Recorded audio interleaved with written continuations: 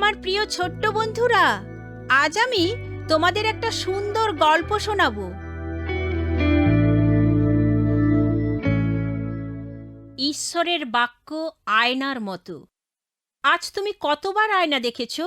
Mark আয়নার দিকে তাকিয়ে আছে। তার কষ্ট জেগেছে।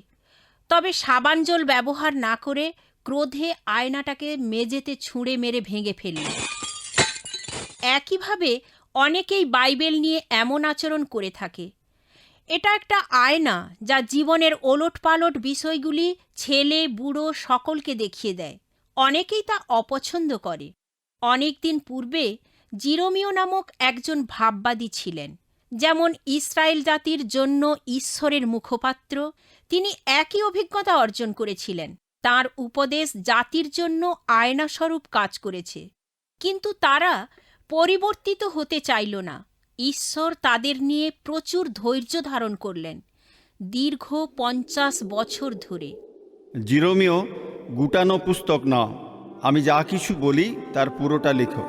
তখন লোকজন আমার কথায় কর্ণপাত করবে আর তাদের জীবনে পরিবর্তন আসবে।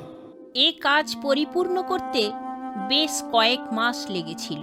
জিরোমিও ঈশ্বরের কথা যা কিছু শুনতেন তা তিনি তার সহকারীকে বলতেন, আর তিনি তা অক্ষরে অক্ষরে লিপিবদ্ধ করতেন। বারুক, আমরা শেষ করতে পারলাম। তুমি জানো, আমাকে আর প্রার্থনা গৃহে যেতে দেওয়া হবে না। তুমি এই জড়ানো পুস্তক নিয়ে সেখানে যাও।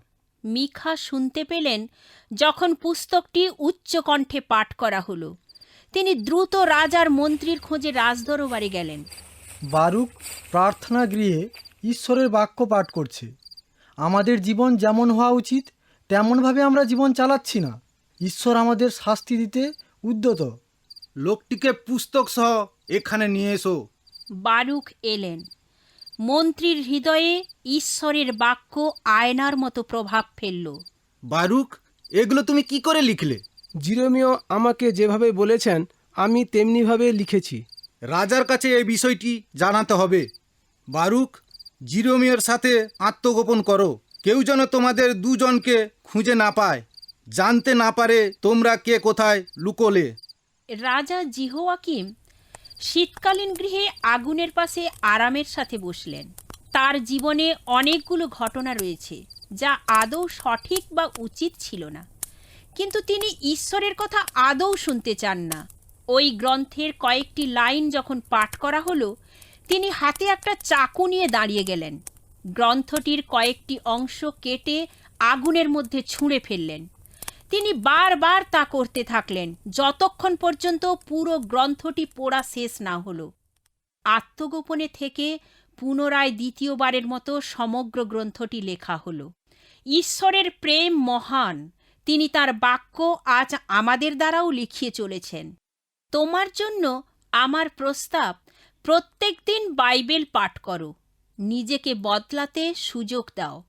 ঈশ্বর চান তোমার সুন্দর চেহারা, বিশেষ করে তোমার হৃদয় যেন সুন্দর হয়। বাই বাই ছোট্ট বন্ধুরা, আমি অতসী। তোমাদের প্রশ্নের উত্তর পেতে চিঠি লেখো। অল ইন্ডিয়া মসি Jamaat, post box number 6079, west Patelnagar, new Delhi 110008, India.